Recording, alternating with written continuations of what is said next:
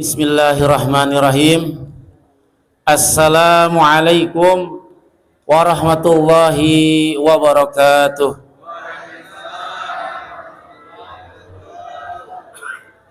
Bismillah walhamdulillah wassalatu wassalamu ala rasulillah Muhammad ibn Abdillah wa ala alihi wa sahbihi wa mawala. Amma ba'du. Al-mukarramin wal muhtaramin yang saya hormati, yang saya muliakan, akhina fillah, bukan cuman saudara dalam perjuangan di jalan Allah, bahkan beliau juga saudara sepupu saya, DKM Masjid Nurul Huda, Ustadz Syarif, yang pada malam hari ini mungkin beliau juga sama memiliki tugas yang lain di masjid yang lain. Yang saya hormati, yang saya muliakan, orang tua Al-Fakir dan juga guru Al-Fakir, Bapak Haji Eko, Bapak Ustadz Matsufi. Beliau ini adalah guru-guru Al-Fakir yang membimbing saya dari anak-anak sampai sekarang saya punya anak. Alhamdulillah beliau masih sehat walafiat. Kita doakan mereka semuanya selalu sehat walafiat, panjang umur, dimurahkan rezekinya Allah Subhanahu wa taala, dan ilmunya terus bermanfaat buat kita sekalian. Dan yang tak lupa pula yang saya hormati para jamaah Masjid Nurul Huda, baik dari bapak-bapak maupun ibu-ibu, yang semuanya mudah-mudahan dirahmati dan diberkahi Allah Subhanahu wa taala, dimurahkan juga rezekinya, dimudahkan dalam mencarinya, sehingga nanti hari raya enggak ada yang kebingungan kagak punya amplop. Alhamdulillah. Salawat teriring salam tak lupa pula kita sanjungkan kepada baginda Nabi besar Muhammad sallallahu alaihi wasallam, Nabi kita sekalian yang akan memberikan syafaat kepada seluruh umatnya, dan kita yang senantiasa melaksanakan ajaran, mengamalkan sunnah-sunnahnya, mudah-mudahan pun mendapatkan syafaat di yaumil akhirat kelak. Amin ya Allah ya rabbal alamin. Jamaah salat tarawih yang dimuliakan Allah Subhanahu wa taala, sekali lagi kita memuji kepada Allah. Alhamdulillah kita masih diberikan kesempatan panjang umur, sehat walafiat. Kita berada pada malam ke-17.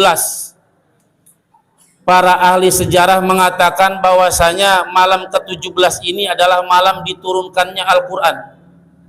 Syahrul Ramadan alladzi unzila fihi al-Qur'an hudan linnas wa bayyinatin minal huda wal furqan.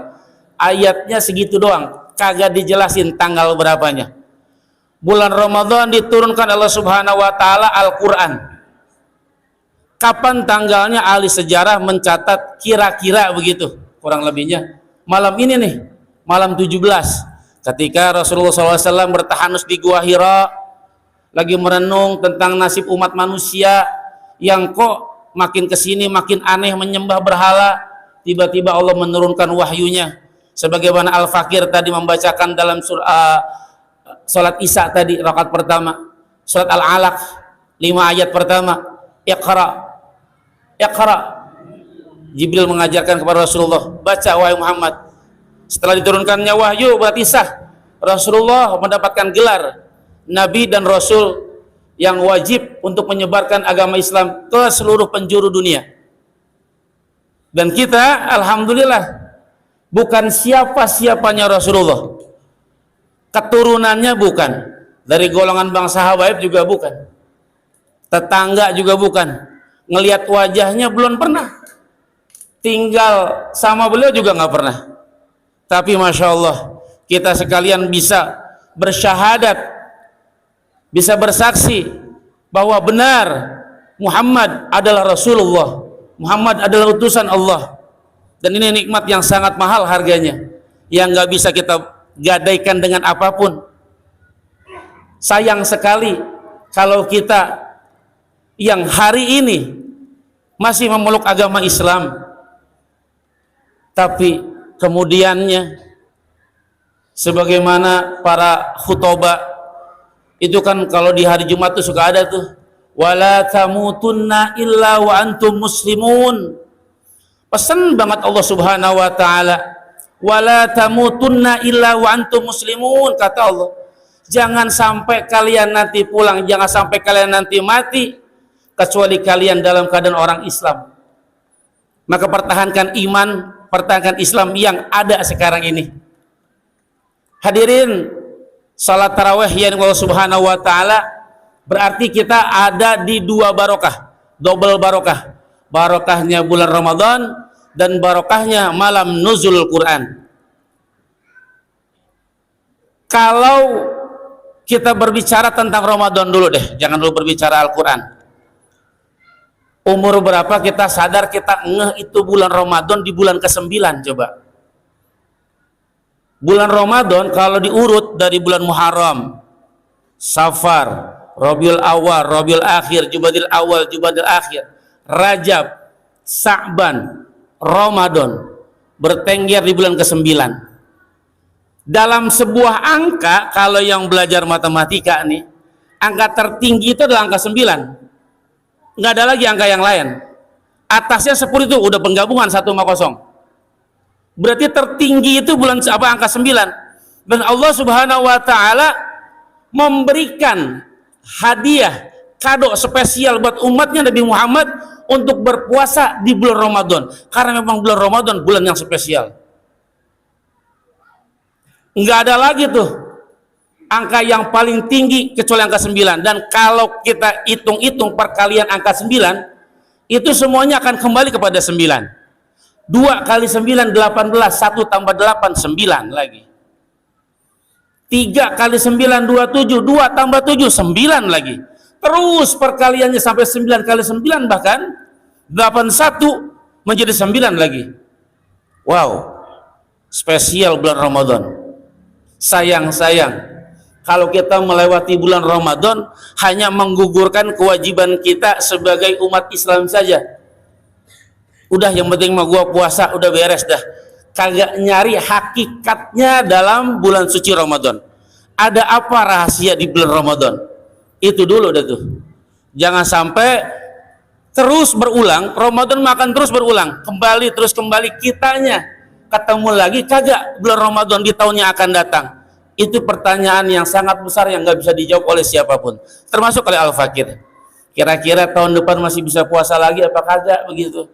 Sayang banget kalau bulan Ramadan dilewatin begitu aja, padahal bulan spesial. Ingat banget pesan dari kiai saya, Kiai Haji Ahmad Suhaimi, dulu pernah diundang ke sini ceramah, dan beliau adalah guru Al-Fakir ketika mondok bersama Ustaz Saib. Ketika itu diajarkan oleh beliau ketika berkunjung silaturahmi, Sulaiman, pahamin ilmu itu ada 4: syariat, tarekat, ma'rifat, hakikat. Kata gitu 4 at tuh jadinya tuh. Ini kita belajar bareng-bareng dah tuh. Kalau syariat itu fikih, kira-kiranya begitu. Mengajarkan kita bagaimana beribadah kepada Allah Subhanahu wa taala. Kalau tarekat, jalannya tuh zikir. Zikirnya apa? Kita diajar Ratibul Haddad, Ratibul Atos yang udah dilazimkan di malam Jumat biasanya di Masjid Nurul Huda ini udah jadi lazim tuh. Ratibul Haddad, Ratibul Atos, baca surat Yasin, tahlil, tahmid. Nah itu tarekat, kira-kiranya begitu. Ilmu ma'rifat itu baru mengenal aja tuh, baru tahu bagaimana keadaan alam semesta ini. Kita baru kenal mana yang hak, mana yang batil. Kita baru mengenal mana yang zalim, mana yang baik. Yang paling tertinggi Sulaiman, pahamin ilmu hakikat, katanya begitu. Gimana Pak Kiai? Gimana Eces? Nama panggilannya Eces. Hakikat itu seperti apa? Gampangnya ketika Nabi Musa alaihissalam berjumpa dengan Nabi Khidir alaihissalam, Nabi Musa belajar dengan Nabi Khidir. Nah itu hakikat, kira-kiranya begitu. Kira-kiranya begitu tuh. Nabi Musa belum sampai pada ilmu hakikat, dia baru sampai ilmu ma'rifat. Ketika Nabi Khidir membocorkan perahu, Nabi Musa marah, itu perbuatan buruk. Ketika membunuh anak kecil, Nabi Musa pun komplain bahwa itu perbuatan buruk. Tapi Nabi Khidir bilang, engkau belum sampai ilmunya pada hakikat. Ilmu hakikat ini mahal ayyuhal ibadu rahimakumullah. Terkadang akal kita nggak bakal sampai untuk mengenal ilmu hakikatnya Allah. Bagaimana meriadohkannya? Gampangnya begini. Kalau qada dan qadar, baik dan buruk dari Allah Subhanahu wa taala, padahal buruknya itu adalah kita yang nyiptain. Padahal buruknya itu kita yang ngadain, bukan Allah Subhanahu wa taala. Ketika kita jalan sore-sore tuh ngabuburit nyariin takjil, motor baru, ban juga masih mantep banget itu, masih tebal banget, tiba-tiba bocor, kempes, nggak tahu itu paku dari mana, ngedumel tuh kita, keburukan yang kita anggap sial dah, pakai kempes ini ban, nyari tukang tambal kagak nemu, jauh banget. Padahal Allah Subhanahu wa taala itu sedang menyelamatkan kita. Allah sedang melindungi kita. Kalau kamu enggak saya kempesin itu ban, di depan nanti ada kecelakaan yang lebih fatal daripada kempes ban tadi. Kira-kira begitu tuh. Bulan Ramadan itu melatih itu. Bulan Ramadan mendisiplinkan nafsu kita untuk ke situ, ilmu hakikat itu. Kalau kita lihat dari rukun Islam yang 5, dari syahadat itu hanya persaksian kita kepada Allah dan Rasulnya. Salat itu ibadah kita kepada Allah, hablum minallah, secara vertikal lurus ke atas. Kemudian di rukun Islam yang ketiga, zakat itu kepada manusia itu. Yang haji juga sama kepada Allah Subhanahu wa taala. Yang puasa kerennya menggabungkan dua hubungan, hablum minallah dan hablum minannas. Hubungan kita kepada Allah dan hubungan kita kepada manusia. Itu kerennya puasa. Maka jangan biarkan puasa ini lewat begitu saja, cuma menggugurkan kewajiban, tapi jadikan bulan Ramadan ini menjadi bulan riyadhah, latihan. Saya alhamdulillah ditakdir Allah Subhanahu wa taala menjadi seorang pegawai negeri sipil. Itu ketika diklat, dan saya membaca semua diklat itu, rata-rata butuh waktu 28 hari untuk mendidik dan melatih karyawannya, calon pegawainya untuk menjadi lebih baik. Butuh waktu 28 hari, makanya ada diklat para jabatan itu 28 hari. Lah Allah Subhanahu wa taala menjadikan bulan Ramadan 30 hari, 29, 30. Berarti cukup untuk mendidik dan melatih kita untuk jalan 11 bulan yang akan datang. Setelah Ramadan Allah jadikan Syawal untuk peningkatan. Maka Ramadan ini bukan bulan untuk mengumpulkan amal. Salah juga persepsi kita. Bulan Ramadan adalah untuk melatih kita, meriadhahkan kita. Kalau selama ini kita susah banget bangun subuh, tuh sholat yang paling pendek, sholat yang paling singkat tuh subuh doang, 2 rakaat. Bayangin, masih pagi lagi, masih segar. Tapi ngapa itu sholat subuh paling susah itu sapnya? Nggak kayak begini rupa. Kalau di bulan-bulan biasa. Kalau berRamadan, alhamdulillah banyak.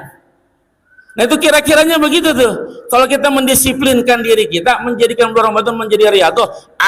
Saya pengen hajar ini badan saya, supaya saya nanti di bulan-bulan berikutnya saya bisa bangun subuh. Keren, bulan Ramadannya jadi itu namanya. Yang namanya Lailatul Qadarnya dapat tuh namanya. Di bulan-bulan biasa saya susah baca Quran. Di bulan Ramadan kok gampang ya baca Quran. Saya mau latih bulan Ramadan ini saya pengen lancar baca Quran, sehingga nanti setelah bulan Ramadan saya gampang baca Quran. Bisa jadi. Itu kerennya tuh.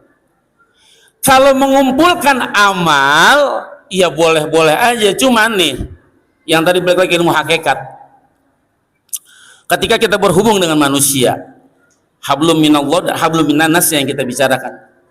Seberapapun kita banyak amal yang kita kumpulkan, habis di yaumul hisab. Seberapapun kita sedekah sampai triliunan, puasa kita ditambah lagi, bukan puasa sunnah Senin Kamis lagi, puasa Daud. Haji kita tiap tahun Umroh kita tiap bulan, keren banget ya tuh, orang kaya namanya. Ketika yaumul hisab, Rasulullah nggak bisa memberikan syafaat tuh. Yang namanya hari perhitungan. Nanti di akhirat ada yang namanya padang mahsyar, hari mahsyar, hari dikumpulkannya manusia. Setelah itu masuk ke mizan. Rasulullah ada di situ. Rasulullah akan memberikan syafaat buat umat-umatnya, memberikan timbangan amalnya, amal baiknya biar lebih berat. Rasulullah ada di situ. Di yaumil hisab, ntar dulu. Ya Allah, jangan biarkan dia ke surga. Dia punya salah sama saya. Dia punya dosa sama saya. Dulu waktu dunia saya dibully, saya diledek, saya dihina. Cumannya aja saya kagak sanggup untuk membalas hinaannya, karena saya nggak punya daya, saya nggak punya upaya. Hari ini saya menuntut kepada dia untuk dibalas perbuatannya. Oh, boleh. Silakan. Kira-kira begitu kata Allah dah. Apa? Saya minta pahalanya si fulan untuk saya. Diambil pahalanya. Belum beres, ya Allah. Dulu saya pernah difitnah, saya pernah dihina, saya pernah digosipin sama si fulan. Hari ini saya nuntut, ambil lagi pahalanya. Sampai tekor, sampai habis. Ada yang punya utang nuntut, hati-hati yang punya utang, bayar utang dulu makanya. Yang punya janji, tunaikan janji. Sampai tekor, sampai dosanya, udah tinggal dosanya, nggak ada lagi yang lain. Ya udah ya Rob, dosa saya aja timpain kepada dia. Habis kita. Ini hablum minan nas, hubungan kita sama manusia perlu dipikirin. Dosa sama Allah enteng, enak banget dah sumpah. Dosa kita segede gunung, istighfar aja sama Allah. Ya Allah, saya tobat ya Allah, nggak mau lagi-lagi ngulangi perbuatan yang tadi. Ampun ya Allah, ampuni saya ya Allah. Allah terima maafnya. Dosa lagi, minta ampun lagi, diterima lagi sama Allah. Coba sama orang, kesalahan sama orang sekali aja, minta maaf, iya mungkin masih diterima. 2 kali masih agak ngedumel tuh, iya dah, pakai dadahnya tuh. 3 kali, biarin, ntar ketemu di akhirat. Begitu kan ngancem. Nggak bisa kita. Dosa sama Allah gampang minta maafnya, dosa sama manusia susah.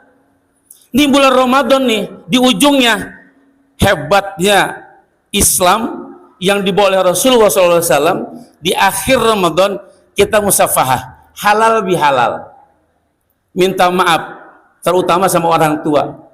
Sampai nangis deh kita, sampai kojor-kojor, emak redoin saya, baba redoin saya. Sama orang lain yang pernah kita sakiti, yang pernah kita zolimi, buruan minta maafnya, minta halalnya, minta ridhonya. Kalau kagak dia bilang, iya dah, gua maafin dosa lu, gua maafin kesalahan lu, lain kali jangan begitu ya lu tong, misalnya begitu kira-kira ngomongannya. Kalau belum ada kalimat kayak gitu, biar katanya hajinya bolak-balik, amal ibadahnya udah segede apapun, puasanya puasa Daud, jangan harap selamat di yaumil hisab. Itu dia. Dosa sama manusia susah, repot. Tetanggaan, punya rumah kita tetanggaan, usil bae itu tetangga, iseng. Itu dia tuh yang kayak begitu tuh. Kata Rasulullah SAW, wa may yu'min billahi wa rasulih falyukrim zarah. Barang siapa yang beriman kepada Allah dan Rasulnya, muliakan dong tetangganya. Punya tetangga itu orang pertama yang kita minta tolong. Bang, ada pisau, minjem bentaran saya, ditolongin. Bang, ada pacul, ada.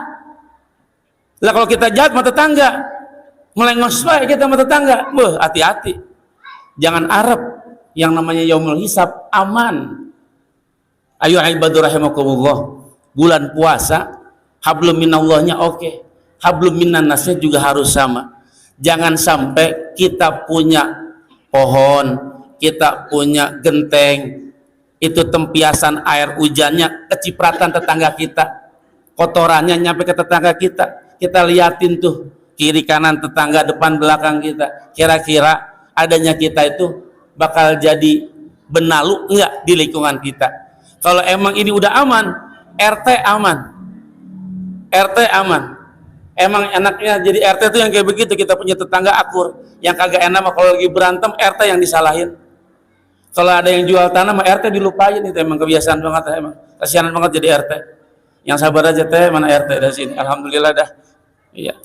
Mudah-mudahan bulan suci Ramadan di malam yang nuzulul Quran ini, yang perlu kita ingat yang pertama, jadikan bulan Ramadan ini menjadi bulan riyadhah, latihan untuk menempa diri kita agar kelak selesai bulan Ramadan yang katanya mengharapkan kita Lailatul Qadar itu jadi itu kecetak tuh.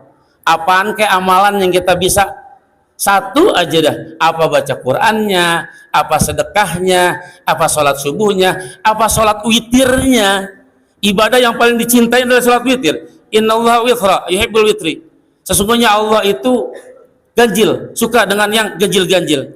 Ibadah yang paling hebat sholat itu adalah sholat witir. Itu Allah paling suka sama witir. Barangkali itu yang kita bakal genjot, barangkali itu yang bakal kita didik selama bulan Ramadan. Dan jangan lupa hablum minan nasnya. Hablum minan nasnya jangan sampai dilupain. Jangan sampai kita asyik aja berzikir, tetangga kita kelaparan, kita nggak tahu. Tetangga kita kesusahan, kita pura-pura budek. Jangan sampai yang kayak begitu. Sekali lagi itu, dosa sama Allah gampang minta maafnya. Kalau dosa sama orang, udahnya orang yang dimintai maafnya itu juga bobel banget, udah ngelebihin Tuhan. Kagak mau ngampunin, kagak mau redoin, kan susah tuh. Cari halalnya, cari ridhonya, biar kata harus cium kakinya. Yang penting kita punya halalnya. Itu saja mungkin sekelumit dari Al-Fakir, mudah-mudahan ada manfaatnya. Kurang lebihnya mohon maaf. Wabillahi taufiq wal hidayah. Assalamualaikum warahmatullahi wabarakatuh.